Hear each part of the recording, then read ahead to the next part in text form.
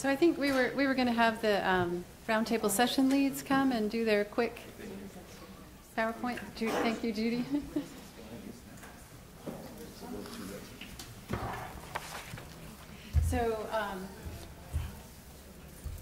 So each of these roundtables, we know everybody didn't get to go to all of them, so we wanted to do a super quick, what happened at each one. So for ocean acidification, I don't know if Kari or Grace, if you want to speak to your slide real quick, your takeaways. Sure, come on down, Kari. Well, be carefully, though. Here's the NOAA rec. And yeah, be on deck. Recreation indicators. I can do marine debris, buddy, wherever you are. And maritime commerce and science and research. Is Joe still here? Oh, great. Hi, Joe. Great. Come on down. Thanks for popping up early. I just wanted to get comfortable. Is Sherryll here for indicators? Oh, great.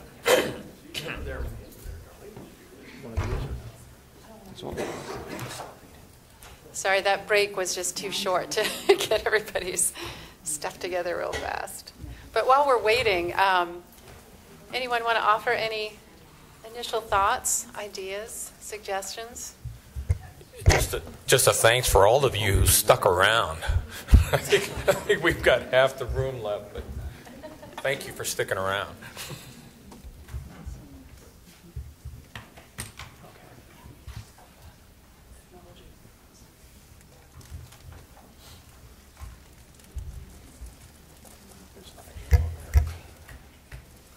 All right, thanks so much, Sherryll. So you can just start talking, Sherryll. Or Grace. You want me to go first? I just point this way. You want to start from this end, Laura? Yeah, please, go ahead. We'll start Okay. with ocean acidification. Waiting for my slide to show up, but thank you to the very large group of people that showed up to the indicators breakout session. I think a lot of people are looking to see what this group has, the work group has come up with in the past year, and the answer is it's slow going. And there are 24 identified indicators that were created out of the stakeholder workshop that was in June of 2018. There are about 18 that are being reviewed more specifically. Sorry about that. More specifically by sort of work group members, and we lost many of our federal partners in that process at the time of the new executive order. So the movement has been very slow, and the movement has also been based on the expertise of the folks who are reviewing these mini white papers and reports on indicators. But of that, it's important to note that there are data sets that are being identified to support indicators, and also, just as importantly, gaps are being identified to see what is missing and what possibly could be funded in the future to help identify indicators. And that's not my slide, but that's okay. I'll just give main takeaways that I heard.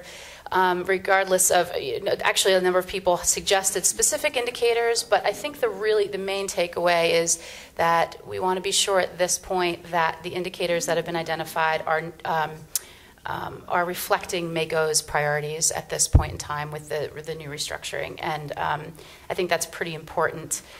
One of the things specifically of the 3 topics that these 24 indicators fall under, one of human footprint may need to be developed a little bit further because there's really very little on offshore wind or renewable energy specifically, or not specifically, generally.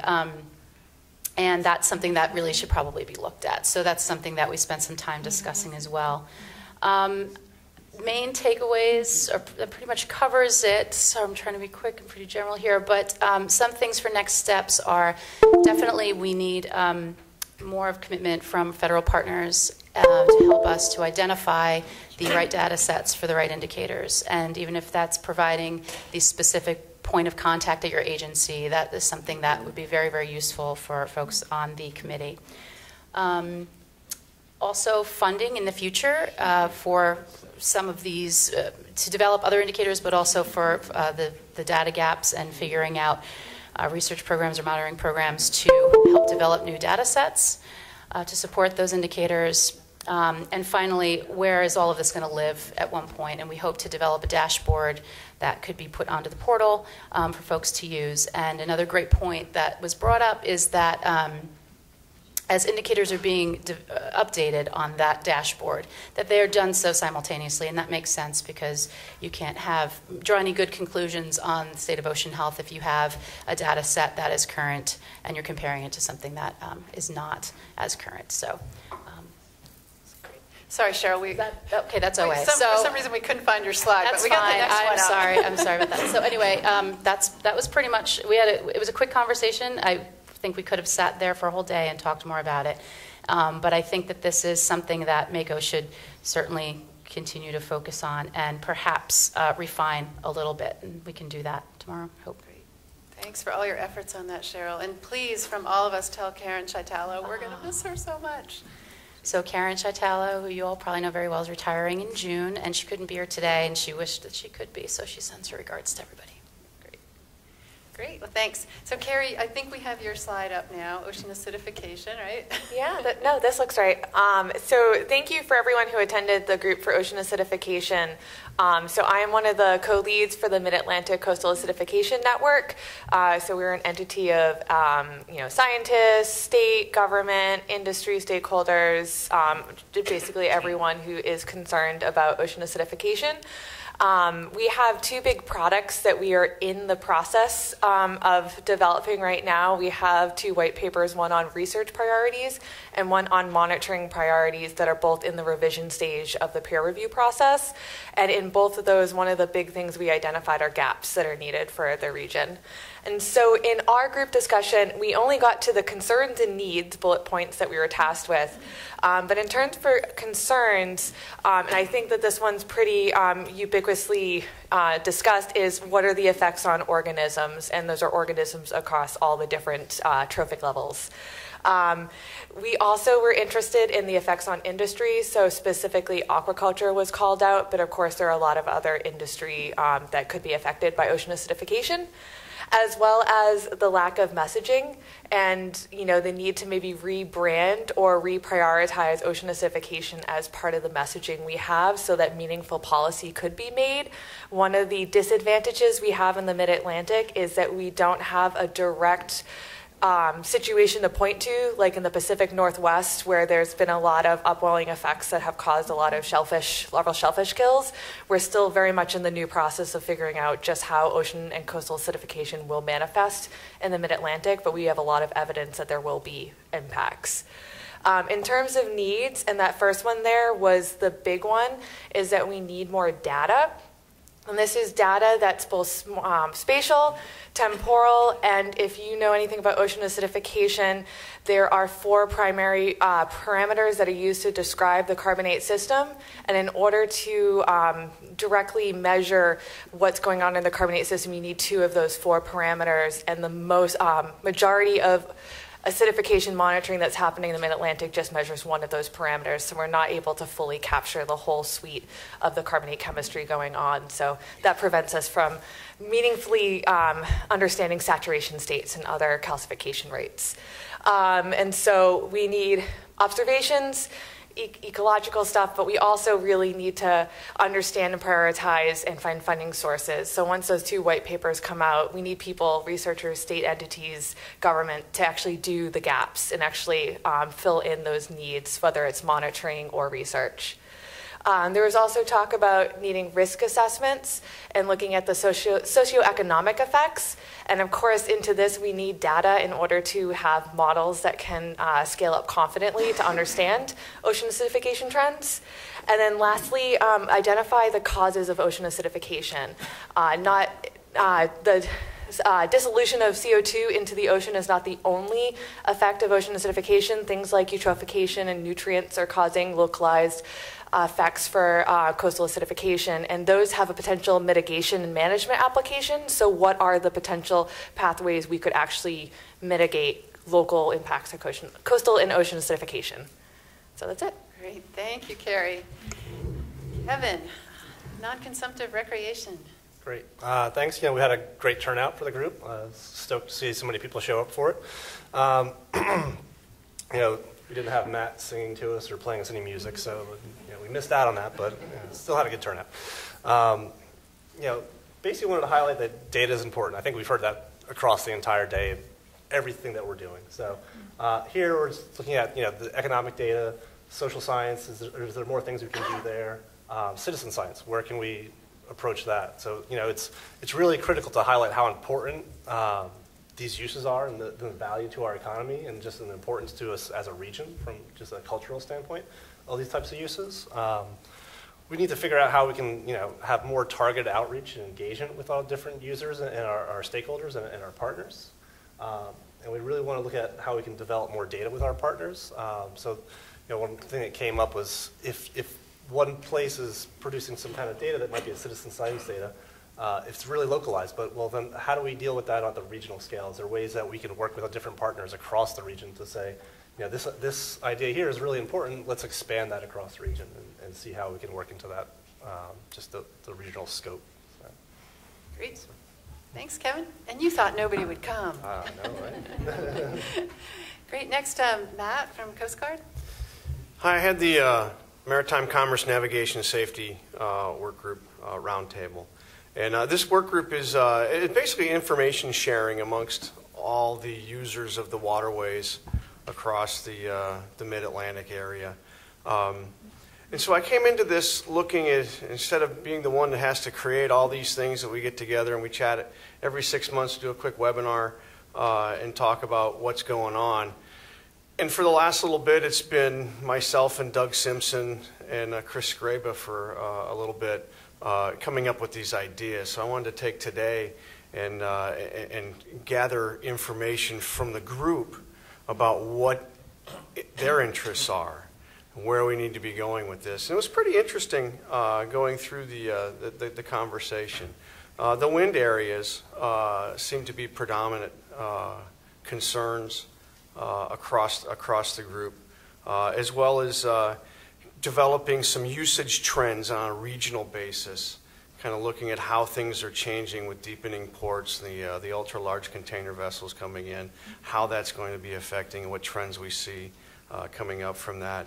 And then looking at our cumulative impacts, our cumulative effects as we start to think about putting these wind farms out in the areas and how that's going to work with fairway systems both up and down the East Coast, in and out of the ports, how we're going to work through that. Those seem to be the big ones that jump to everybody's mind. And then the newest port access route study, the east-west routes into and out of the ports, is a topic that it wasn't on my radar before this week, but it is definitely on my radar now. And that's kind of where we're going. Great. Thanks, Matt. Please give our best to Doug, too. I will. We wish him well. I think there was a get well card for Doug over there by Judy. If you didn't get to sign it, please do. Joe, science and research. Yeah, this is not Bill Nye, your science guy here. So,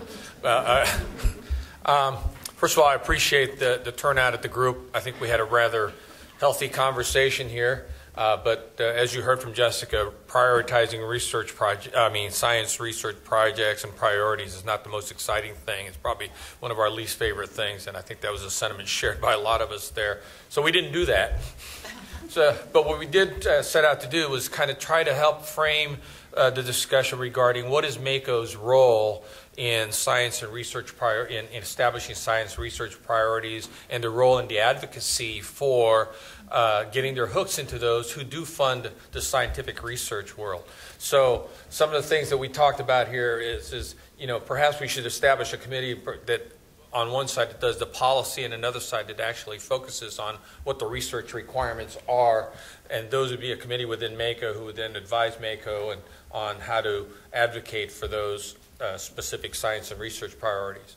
We also heard that we should establish some sort of framework that will help empower and support the regional collaboration for research. And this is the thought behind it here is we may not need to come up with the priorities ourselves, but it kind of empower the research community and support the research community that can help prioritize what these areas are that need to be focused on, and then start the advocacy from that perspective. There's also a suggestion to identify these, there are kind of general big topic areas that are getting a lot of attention and focus, and perhaps we should identify some of those cross-cutting research areas that MACO can support and advocate for to the broader scientific community as areas of research. And in part and parcel with that, because we also need to identify who's out there doing this research. There's a lot of different research groups. It's not just the federal government. There's states, there's universities, and so part of that is identify who these existing research partnerships are and how we can leverage them. And included in that also is the idea of having a listserv like MARMAM that can exchange information of what the interest areas are, what the research opportunities are, and use that to kind of cast a wide net for research and science and research opportunities. And then I kind of tossed this one here. One of the things that we talked about was what are the current processes, that probably need to be modified so that they're looking at things from a more regional perspective.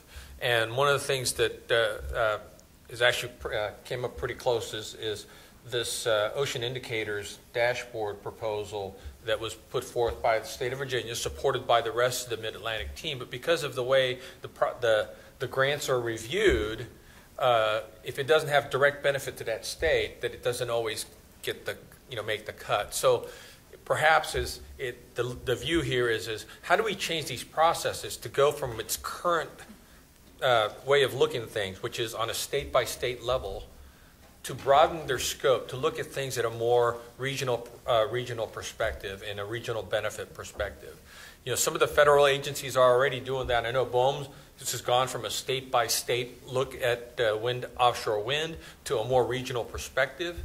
I mean, the whole regional planning body concept was that, but in some cases, the process for grants and scientific research hasn't migrated to that regional view yet. So perhaps that could be a role that MACO can play in is getting, helping change that process all along. And then the other part is I think I mentioned part of this, explore other avenues to connect with new partners was the idea of the listserv and a few other things there. So part of the challenge for us in MACO is how do we capture all this, put it in a manner, put the framework together, publish it so that everybody knows that this is what our role and what our niche is in the science and research advocacy group, and how we can squeeze all those precious research dollars to be able to support the things that are important to us. Great, thank you, Joe. All right, last topic. I'll cover that for us. Buddy Lupu has been my co-lead on this marine debris work group, and so we had a great discussion. We first had to go over where we are on some current work that we've done, and hopefully, if you didn't see it already out on one of the tables, there's a nice description of the project that our work group is working on, which is a social marketing campaign to stop balloon releases. And you may think, why such a narrow focus? But when you use social marketing, it's important that you focus on trying to change a very specific behavior, and that's the most effective way rather than just broadcasting messages that say don't release balloons. We know they don't work, those messages. So anyway, we had a good update on that, and then we talked about some other needs that we had. And also the big concern at the top, just recognizing that I think I've heard some statistic that the U.S. could stop all of its plastic use and pollution. If we stopped it immediately, it would be a drop in the bucket compared to what's coming out from several countries, really third world countries, and that really what we need to be doing is helping those countries deal with their pollution concerns. But anyway, doing what we can as MACO, ideas came up about better quantifying the economic impacts of marine debris on things like tourism, that might help. People are just unaware the impacts of balloons. We ought to police existing laws and so forth. But let me get down to the suggestions. One suggestion was that we collect and document some of the local ordinances that have been passed and pull them up to our state legislatures, use those as a way to support state legislation, because often states won't do anything until they feel like there's a groundswell to do it. So that was one suggestion. Another that we use, the Aquaria. They have some visitor use apps that we could use to monitor behavior change by adding some questions in there before and after they've been through some education exhibits at Aquarium. And then we talked about some other marine debris issues too, like fishing gear, which is a major one, major impact to wildlife. But training fishers to use sonar to retrieve their gear pots was a good one. Getting back to our balloon project, using websites like The Knot and The Bump, where people plan their weddings and do gender reveals when they're having babies, to lead them to our Joyful Send-Off website, which is a site that gives people alternatives to balloon releases. And actually, we are already doing that, so that was a good suggestion that meshed with our work plan. And to be thinking ahead about other single-use plastics as we work on our balloon project, which we are. We're hoping that the behaviors that we work on now, that helps them to start thinking about plastics in the ocean a little bit more. Although there's been tremendous media attention lately, which is helping. But the best thing of all from our work group is that we got 3 more volunteers to join us. So yay, so thank you to, we had Helen Henderson, Swarma, oh, I'm not going to say your last name, Swarma, but thank you, and Noah Chesden. So that was a great help. But with that, I have something I would like to thank Buddy LeBou, who is leaving us and retiring, and so we thought it would be quite appropriate that Buddy get, in lieu of a balloon release. Buddy, come up. Come on, just come down, buddy.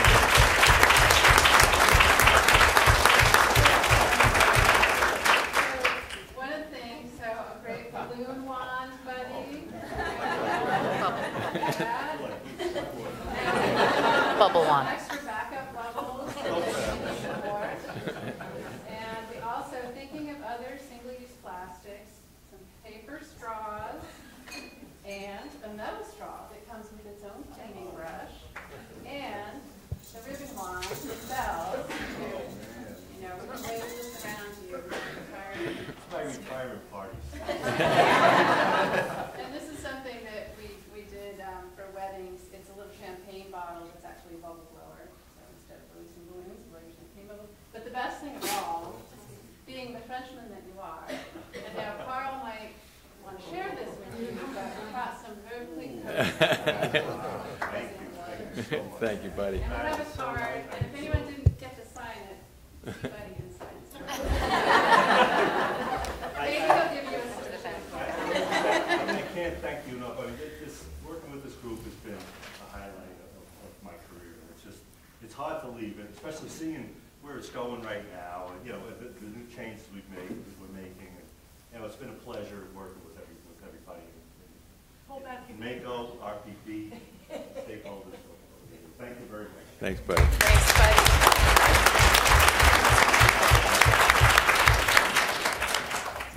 Buddy. Thanks to our roundtable group. So I think we'll thank you to do that. And again, thank you everybody. It was really to see these standing room only breakout groups is really kind of one of the most heartening aspects of this whole meeting. So we appreciate everything that you've done. So I think we'll let you guys go, and I think we're going to conclude a little bit with some remarks and some from Darlene and Laura, and then for what they've heard, and then open it up briefly for some comments from the audience before we adjourn. So. We're trying to figure out who goes first. We're about to flip a coin, but I'll go. So I just want to thank everybody for coming. I'm just going to share a couple reactions I have to what I heard all day. There were a lot of folks here, a lot of energy in the room. It's pretty clear to me that what's happening in the ocean waters off our coastline is still a pretty hot topic. And there's a lot of enthusiasm for continuing that conversation. I heard a lot about there are old uses out there, there are new uses out there. All those uses, we have to figure out what we're going to do about it. We need to figure out how to make them kind of align with each other.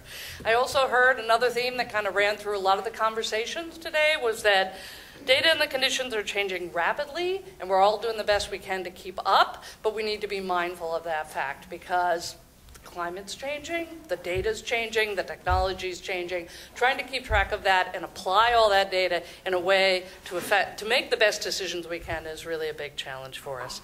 I guess I also heard a lot, there's an awful lot of dispersed work going on out there.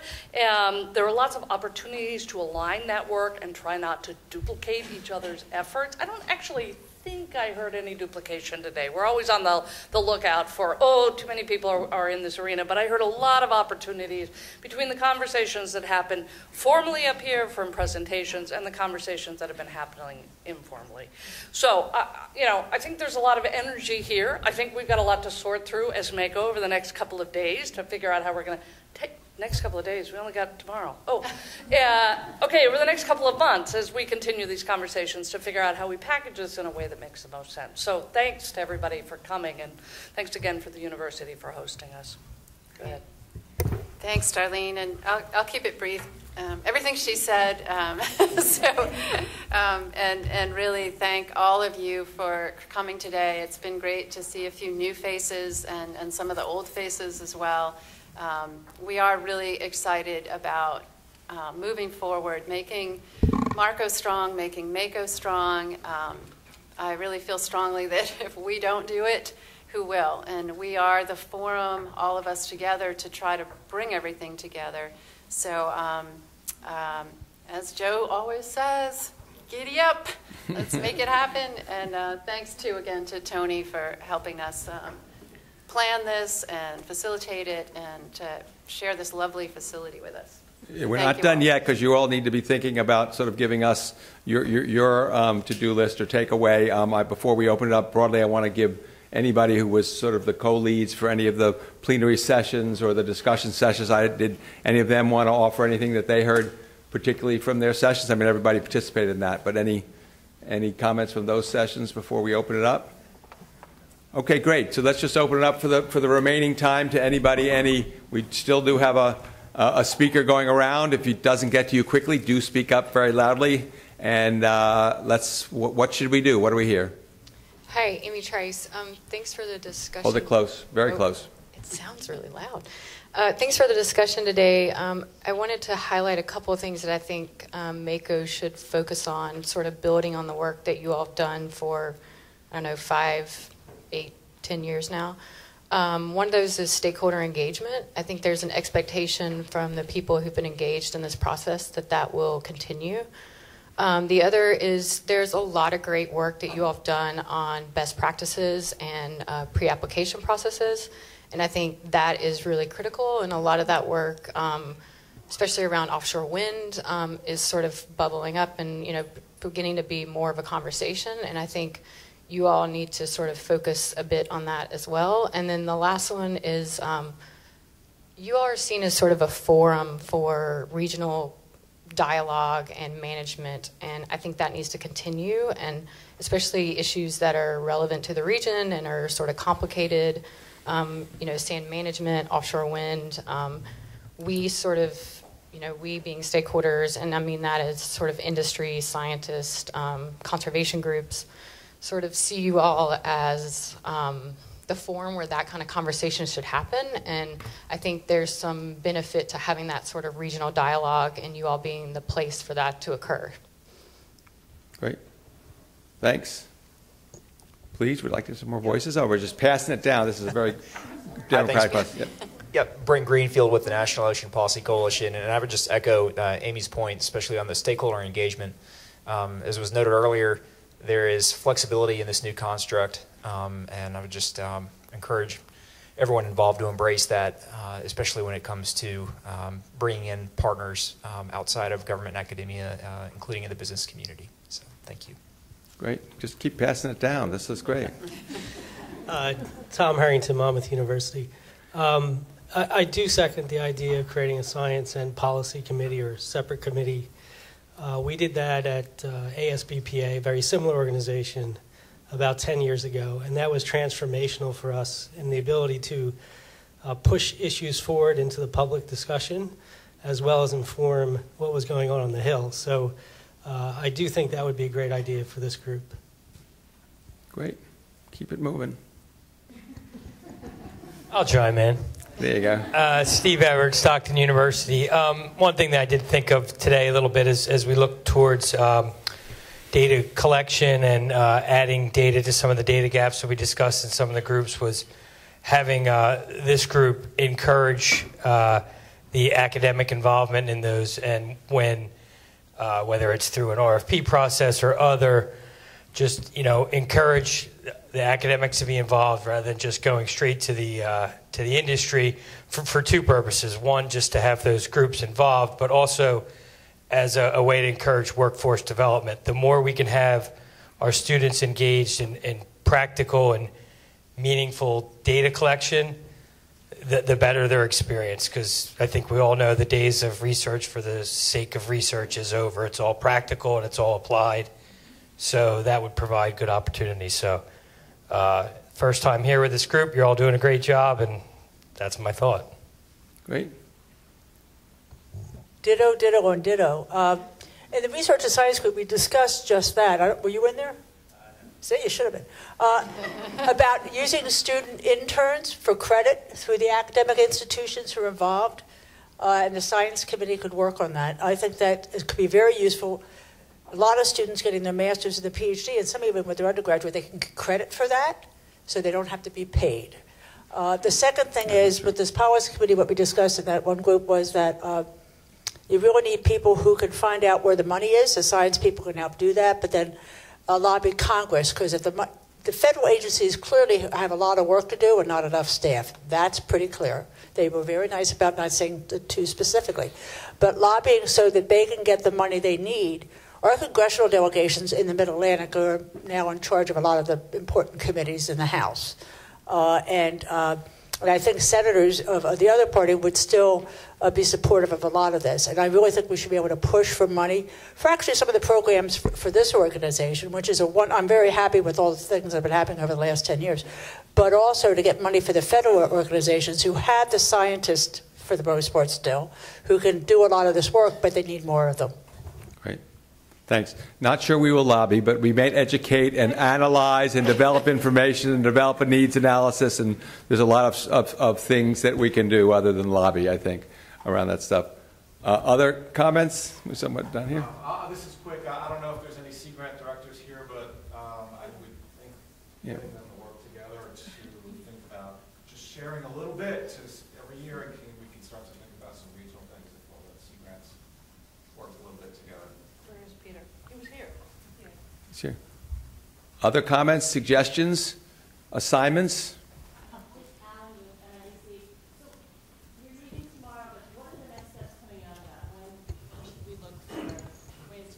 Our engagement. So we're meeting tomorrow morning. Handed that over to you gracefully. And I'll look at to my Marco colleagues too. We're meeting tomorrow morning for a couple hours with Mako people, and then again with Marco, and then we have a Mako conference call April 9th, and we want to make as much progress as quickly as we can to iron out the details of how Mako will operate, but I can't give you a specific date, Allie. We're working as hard as we can to get all that together. But today was really great for us to hear from you what you all think is important to help guide us in exactly how, what work groups, we need to continue and what new ones maybe to spin up. And so that's really helpful. So we just need a little time to think that through. And then we plan to do these in-person ocean forums once a year, right? So that's for sure. And then hopefully, as we get our feet back under us again, to do things like webinars on some of the specific topics or work group activities, so that we stay engaged, somehow more frequently than once a year. But we know it's a lot to get people together in person. So I hope that satisfies for now. So, I would say, add the discussion also is, remember this more flexible framework, don't necessarily wait for Mako. You may know of opportunities that you suggest that the state and federal agencies should engage. So, you may have opportunities. I don't think there's ideas that you may have had generated from these discussions that you think there needs to be some focus on federal, state, and Fisheries Council collaboration around something. So, again, you guys are out there working on these issues in your own way day to day. So I think MACO is also looking for ideas and opportunities where they can engage and bring their collective shared interest around some stuff too. So there may be things we don't know about or opportunities that might, depending on time and budget and priorities, that might provide an opportunity that aren't generated necessarily from this group, but this group might be able to collaborate with on as well. Other comments? Other great? Great. Well, let's give ourselves all a big round of applause for all the work you've done. Thank you very much for coming, and enjoy the spring.